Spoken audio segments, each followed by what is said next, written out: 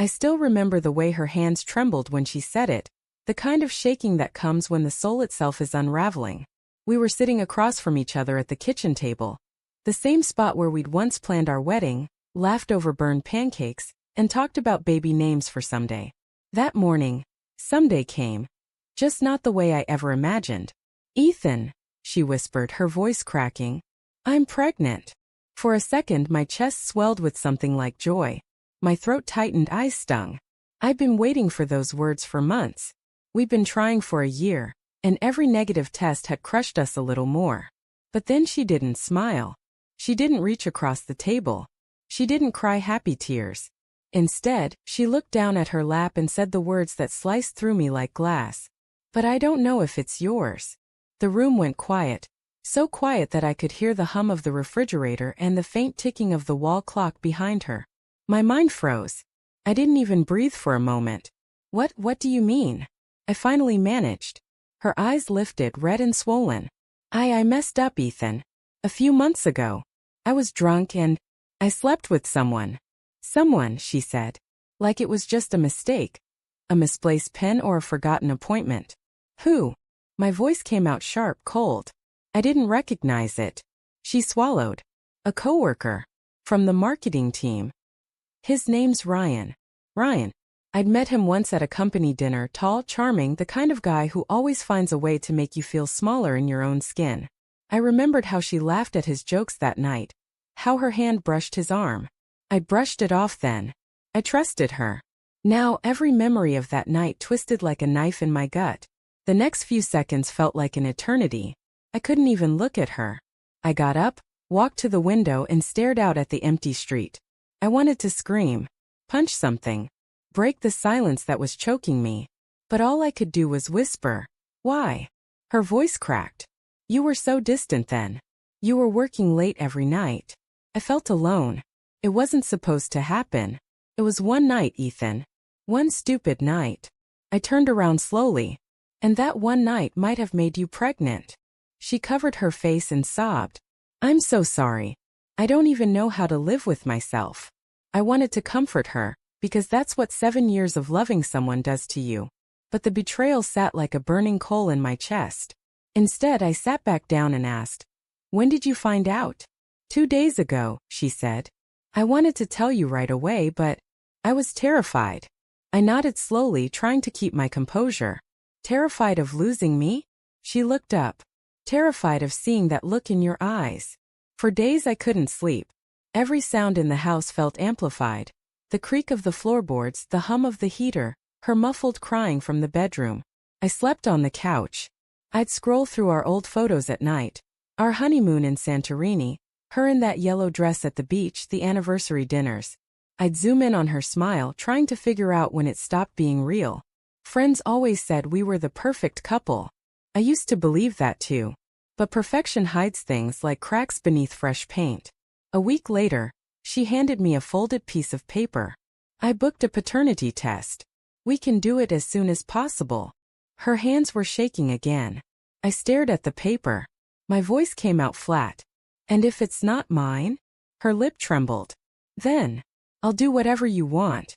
Leave, move out, whatever it takes. But I just need you to know, this baby wasn't planned, and I swear to God, I regret that night more than anything." I wanted to believe her. I really did. But belief is fragile when it's been shattered once. The next 2 weeks were torture. Waiting for the test, pretending to function, showing up to work like I wasn't falling apart inside. Every time I looked at her, I saw both the woman I loved and the stranger who'd broken me. She tried to act normal. Making dinner, asking about my day, sending small texts like "I miss you." But her voice always carried guilt. One night, I came home to find her sitting on the living room floor surrounded by baby magazines. She looked up and smiled weakly. I just needed to feel hopeful, even for a little while. I didn't have the heart to tell her that all I felt was fear. When the test results finally came in, I couldn't open the email. She stood beside me, hands clasped, breathing uneven. "Do you want me to?" she started. "No," I said quietly. "I'll do it." I clicked the link. My heart pounded so hard I could hear it. The words blurred for a second before they came into focus. Probability of paternity. 99.8%. It was mine. I exhaled sharply and leaned back, my chest heaving. Relief and pain hit at the same time, like being pulled underwater and thrown into the sun in one breath. She gasped, covering her mouth. "It's yours." I nodded. She burst into tears, rushing forward to hug me, but I stepped back. Her face crumbled.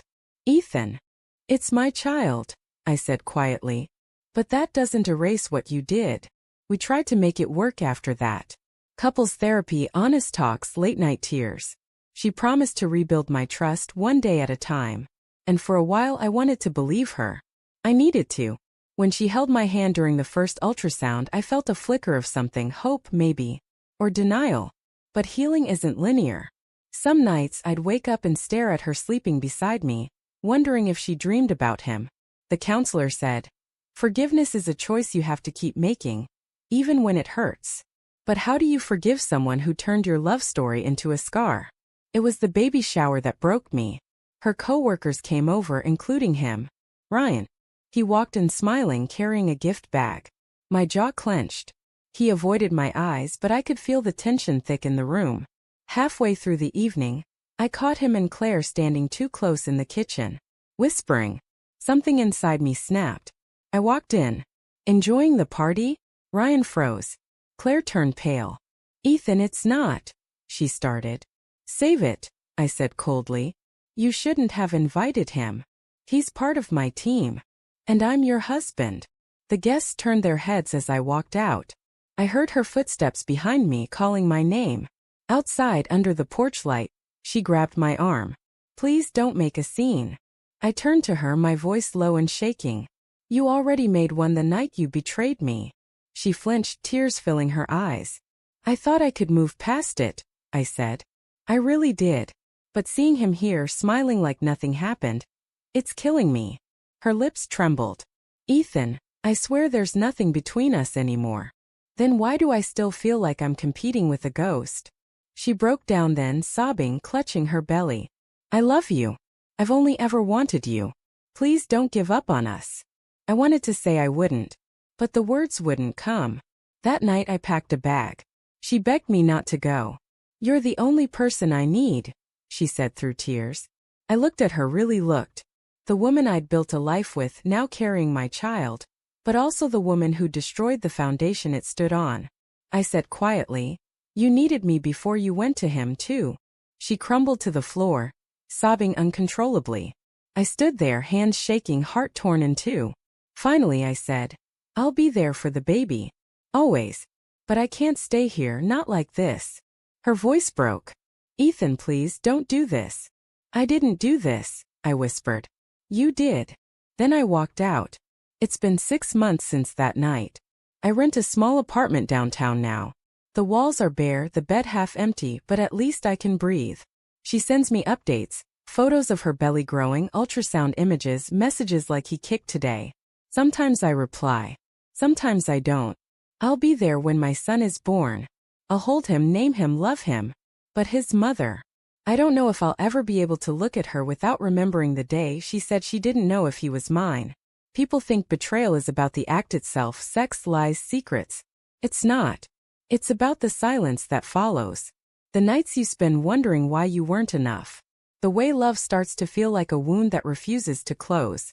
Claire and I built something once. And maybe part of me will always love her for that. But love can't live where trust has died. When she called me last night, crying again, saying she still loved me, I finally said the words I'd been holding in for months. "Claire, I'll always care about you. But the man you cheated on doesn't exist anymore." She went silent. Then I heard her sob. And as I hung up, for the first time in a long while, I didn't cry.